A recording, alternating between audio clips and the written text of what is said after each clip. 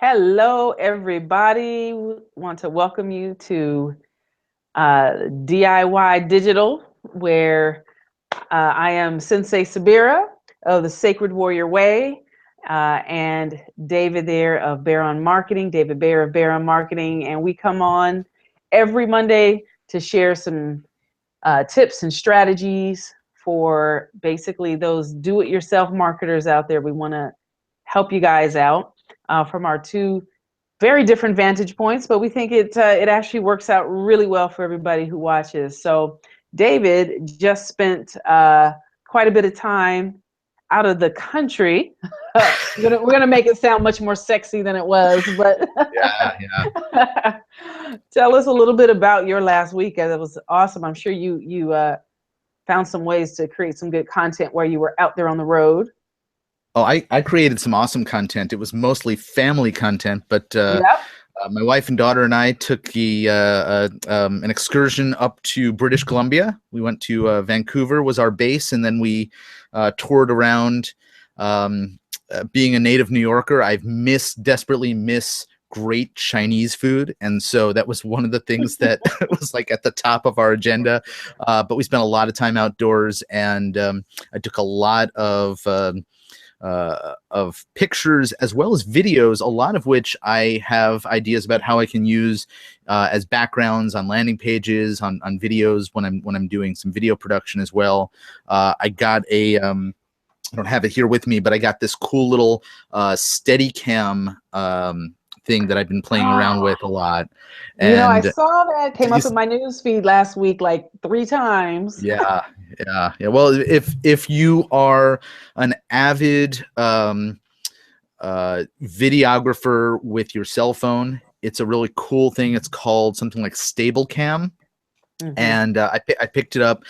You know that I spend a lot of time in vineyards, and I also have some wine related business that I do, and so I've been able to take some really gorgeous sort of like crane shots of vines and grapes growing and stuff like that with the Steadicam or the steady stabilizer, the camera stabilizer, which is basically what it is. So that instead of like you're walking around and you're bouncing up and down.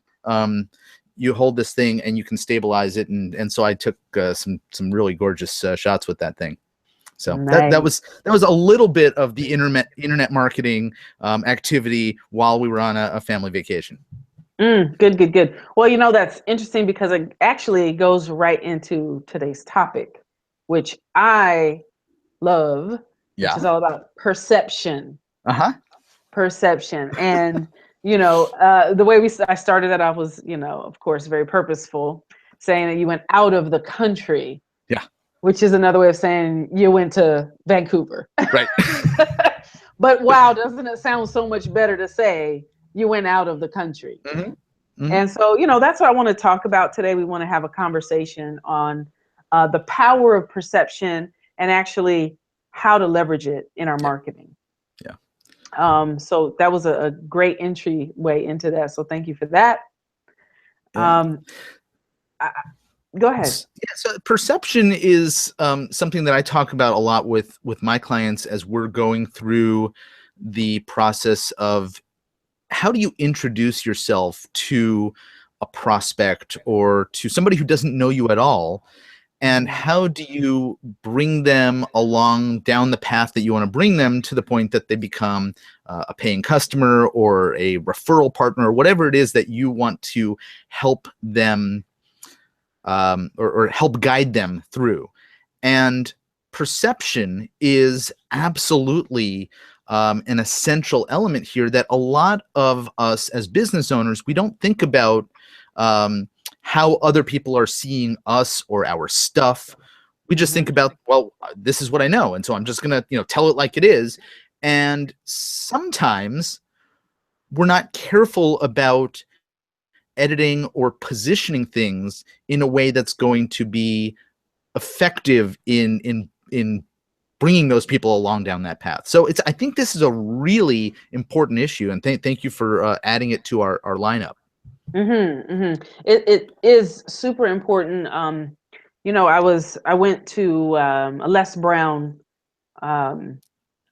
event He's great. Suppose, well, yeah, well, Well, part of the his perception that he was going to be there. That's ah, how they made it sound, uh-huh. but he wasn't there, and they knew he wasn't going to be there. Yeah. But they filled that room, and it was a pretty amazing. Go ahead, you were going to say something. No, I actually I've been in that same situation where Robert Kiyosaki or who else was it? It was the Millionaire Mind guy. But I've been to those things where it's billed under their name, their picture is used to sell it, and Hmm. then it's their people, right? They're salespeople who get up and do a training, a pitch Yeah, fest. it was Uh, an yeah, all-day pitch fest. I thought I was going to die. Oh my gosh. And my good friend who I went there for her because here's was the sad thing from a customer perspective. yeah. So he had, I mean, I like Les Brown good enough. I'm not crazy about him, Mhm. but my friend is crazy. She's like a fan, like people are for Beyonce. Yeah. She's like that for Les Brown. Wow. And he's really been a Mhm. motivating from afar mentor as she's built her very successful acupuncture business here locally. Um, and so she really had this emotional connection to Les Brown in this community and his message and all of these things, and thought that's what she was going to get. Yeah. And we show up because of, like you said, how everything was positioned. And it wasn't until the very end of the day. And it was interesting to watch her literally hanging on to 5 o'clock and 6 o'clock. Hmm. And the speakers kept getting better, of course. The sales pitches kept getting better as the day went on. Yep. And till we realized he was not going to be there. And I saw David, she was heartbroken.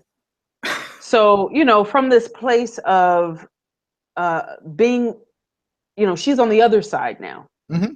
right? We were on the other side, being the customer, Yeah. having certain expectations and having all of that dashed by the perception that was given to us. They never said outright, he is going to be in the room. Hmm. But there was enough, they alluded to it just enough in the words they chose and how they placed pictures and images and things like that, that of course your brain would put two and two together and come up with Right. four. Right. So, very important, I think, for us as marketers to, that's a very thin line that we walk, Hmm. because I believe that personally, this was an integrity issue because they knew he wasn't there. Hmm. Um, would I choose to market that way? Absolutely not. I know that perception is such uh, a powerful thing. What is actual and what is Right. perceptual. Right. So I don't know. What do you think about that? Well, it was very clear to me, I used this example of Kiyosaki and why can't I not think of his name? But these other events, and it was clear to me. I knew that they weren't going to be there. I knew that it was their brand that was being represented. There's another guy. There's John C. Maxwell does.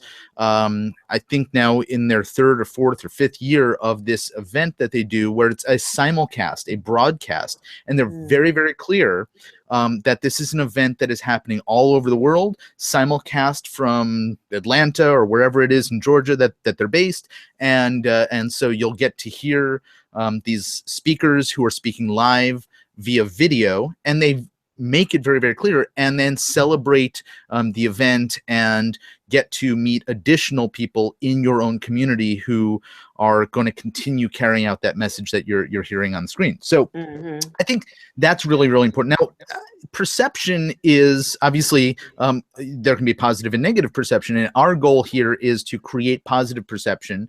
And so the perception in advance of the event was positive, but at the event, for at least some people who probably didn't buy into whatever was being sold and hyped, like your friend, it turned out to be a negative thing.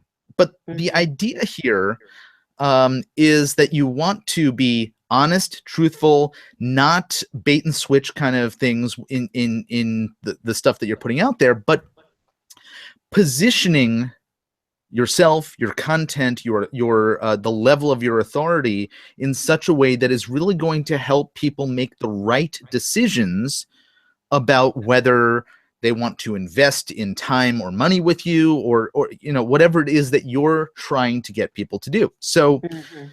I think that's really the key here. And I'm going to give you an example. I've been working recently on taking an aspect of my business that right now I build out digital products for people. That's a big part of what I do. So maybe it's doing something like the platform that you and I both use, 22 Social, and maybe somebody wants to have a 22 Social app built for them. It's one of the things I do, or a membership website, and it's something I do. But I realize that as an uh, as part of the framework of what I do, I'm really building out entire marketing funnels. And so I am starting to reposition myself Mm. as somebody who builds out marketing funnels, because I know there's lots and lots of businesses, whether it's an e-com business, whether it's a information-based product business, local business, that Hmm. need to develop their email lists, that need to, and so what do? Well, I put together a funnel for myself. I put together an opt-in page, a case study, and then in the video, I have to position myself. I have to create the perception that I am somebody worthy of their time and their money. Yep. I don't lie in the video, but I find facts that are absolutely true, and I select them and position them in the video to teach people about how to do this whole uh, funnel marketing thing, and B, uh, give myself some authority by showing examples of what I do in my business, right? So I'm adding perception subconsciously. I'm using myself as examples. Hmm. And then C, I talk about my background, right? I have worked in industries. I've been employed as a marketing director. I've been employed to sell things. And over the course of my career, I have personally been responsible for millions of dollars in sales. Yeah. Now, some of that was as an employee, some of it Hmm. was as a consultant, some of that was in my own business, but cumulatively, if I look back, I used to have a budget, a target of making $2.5 million in sales when I ran a performing arts center, and every year I had to hit that budget. Right? I Yep. am personally responsible for millions of dollars in sales. Yep. You're the $1 million man. There's a perception when I say that. Yeah. Yeah. Okay, You're the $1 million man. Absolutely. so Absolutely. yeah, Yeah. Yeah. In thinking about, writing books and storytelling, um, I, I think back about, like, I've been telling what we all do, but I've been literally telling stories all my life. Speech and debate team. mhm, That's what you do. You're telling stories, and I didn't realize that. But as I start looking back, I realize, oh, speaking is something that I've done my entire life. Um, and as I was thinking about that experience last yeah, weekend and sit down again to start working on the marketing funnel for the book that I'm working on, you start thinking about things like your brand, going to look at, like, pictures were taken, of course, at the event, and you don't always have control over the pictures because it's not me taking all the pictures, sure, right? But I understand I'm writing a book and I'm planning on writing a series of books. Um, and the beautiful thing about that is that it, of course, gives you authority in the marketplace. And some of that is perceived authority. A lot hmm, of that is going to be perceived. I have to paint the picture, I guess you'd say, right? We have to paint the picture before even someone opens a book or reads your email, clicks the button. We've got to be painting a picture always. Um, and so being very thoughtful about the images that get put out of us. Like you were saying, you put out a lot of family images this last weekend when you guys yeah, were in Vancouver, that tells us some things about you, which tells us some things by extension about your brand. Mhm. And those, you know, your brand is telling us what you stand for, right? Like when I think about you, I think he is dependable, always on time. You know, you're kind of like a go-to guy, great service, et cetera, et cetera. Mhm. And so these and those images that you take, whether we think it's for fun or not, Yeah, um, uh, you know, they all tell our story, should I say? sure. Sure. Um, So so, here, mhm. you said something when you were talking about, I'm writing this book and using a book to position yourself and to give people the impression or the perception of who you are and what you do. And all of this is great as long as you're using it strategically, right? So just Oh yeah, writing a book on its own, just oh sending out emails on its own, just having pictures of you doing certain things, that's great. But thinking beyond the fact that you're doing it and say, okay, well, now that I have this asset, how do I use yeah. it to my advantage to help a, Tell a, my a story. educate and Mhm. and grow the relationship that I need to grow with my prospects out there, and Mhm. B, how do I use it to ultimately sell? Mhm. Yeah. I mean, and because when you think about value, right? We think of perceived value, and sometimes you'll see the word actual value or real value Mm-hmm. used interchangeably. But that perceptive value, I think, is has a carries more weight than I think a lot of marketers realize, because people buy from emotions. Yeah. You know, there's all these facts, absolutely, you know, there's all these real value, actual value facts, but that's not what moves people to make a purchase. So the perception and being strategic about what is it, how, positioning was the word that you use. How do Sure. I want to position myself in the market? A lot of, you know, women have gone through breast cancer. I'm one of way too many, unfortunately. um, but what makes my story unique and different? What is it about me that is different? And so I chose some very strategic things in the, and I wasn't necessarily conscious of it at the beginning, although now I leverage these um, tools that help create the perception that I want people to have in the marketplace. Like I use the word roar, Mm-hmm. right? Which is actually part of the title of my book. And then what does that acronym stand for? So thinking all of that through, right? It's all part of my story. Yeah. So when people come, they open that just reading the title and the image that's on the title. I mean, the image that's on the cover of the Mm-hmm. book, and what ROAR stands for. The slogans that we use, like Nike is just do it, et cetera, et cetera. All of these things are very powerful anchors in our mind. And so when people see a lion, they're gonna within my tribe, they're gonna think about me, even Mm-hmm. if I wasn't in their mind that day. But if they Right. see a lion on television or they hear a roar, Sabir is gonna come to mind. Mm-hmm. And part of that was when I would actually get on and engage at the end of my live streams, I tell people to roar, so they do. And so now there's a very visceral. I am like, Yeah. I am occupying. That's what you're doing. You're asking people for permission Mm-hmm. to occupy a piece of their mind, a piece of real estate in their mind. That's You're really asking interesting. them. Yeah. Yeah, you're asking them permission. So if they do roar, they're saying, yes, I give you permission to anchor yourself into this little piece of my mind Mm-hmm. where, you know, courage is stamped in my mind, or it's creating that kinship. Mm-hmm. So, Mm-hmm.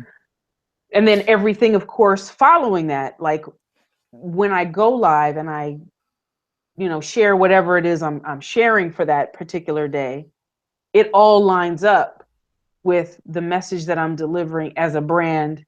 And it happens to be out of this first book, but every book subsequent to that will deliver that same message, maybe from a different vantage point. Mm-hmm. but all those symbols, sounds, words, colors, which create the experience and the perception I want them to have, that is super powerful, Yeah. super leverage. Yeah, Yeah. that the whole idea of being able to um, be intelligent about how you're taking these elements that are honest to goodness, true elements of your life, of your experience, and position them in a way that's going to help people get to know you better, become more comfortable with you, or say, you know what, I I thought Subira was for me, but you know what? She's not. And I realized this after, she presented herself and her content, right? And Yep. that's good too. That's And that's it is just as good. valuable. And I think because there's clearly marketers on here, and I want to talk about why that is so important, because I didn't realize from an economic place why that was so important until my list actually started growing. Mhm. And the bottom line is that it hits the bottom line. So I really am okay with people who don't resonate with my message opting off of my list. It Yeah. is not a big deal to me. Like, I don't need the biggest one.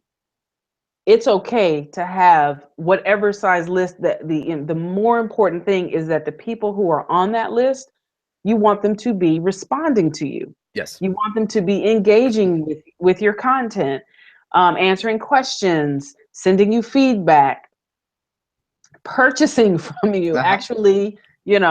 actually buying eventually what you offer. Right. If not, the bottom line is you have to pay for each name that's on that list. Hmm. So I don't want to pay for someone that doesn't want to engage with me. I'm cool. Yeah. Yeah. No, no, no. Yeah. It's really important. That's a really important point that I think people always need to get past. Is it's not about the size of the list, it's about the quality of the people and the appropriateness of the Mhm. people, whether it's an email list, whether it's followers on social media, whatever it is. Yeah. People who are showing up to your live talks or whatever, that you have the right people. Yeah. And perception, positioning yourself, and being thoughtful about how to position yourself is going to um, play a major role in connecting the people that you want or you don't want, Hmm. as long as you are smart about it. So we're coming up on almost a half hour here, and I wanted to see if there was anything else that you wanted to add before we start wrapping things up here. No, no. I think we've covered it. This is Yeah. a good conversation today. Cool. Well, how do you apply practical how do you apply this lesson practically, I guess is the question that I was going to ask. Hmm. And there's lots and lots of different ways. I think we've both given some examples in what we're doing, Subira with her book, me with the video that I just made. And if you have questions about these types of things, about, hey guys, great presentation on this perception concept, but here's my situation, what do I do with it? There's several ways to reach out to us. Number one, if you're watching this inside the 22 Social app in Facebook, there's always a comment section down below. Leave a comment, ask a question, and we can try to get back to you. We also have a DIY digital Facebook group, and there should be a link to that group here as well. And finally, there's links to both of us, both to Subira and to myself, under this video in the 22 Social app, as well as if you're watching it in replay, you should be able to find a path to each of us as well. And so we are here to help guide you, answer the questions that you may have as you are trying out this whole digital marketing thing for your own business. And if we can be of any assistance whatsoever, do not hesitate to ask. Subira, I'm going to turn it back to you to wrap things up, unless you have anything else to add there. No, hey, I'm glad you're back. Glad you had a great time. Yeah. And, I really want to reiterate what you said, that we're really here to be of service. And then that's really the bottom line. We want to be of service. So if you have questions, comments, uh, reach out to us and we'll get back to you. Excellent. All right. Well, it's great seeing you again, and You look too. forward to chatting with you again next Monday. Next week. All right. Take care now. Bye, guys. Bye bye.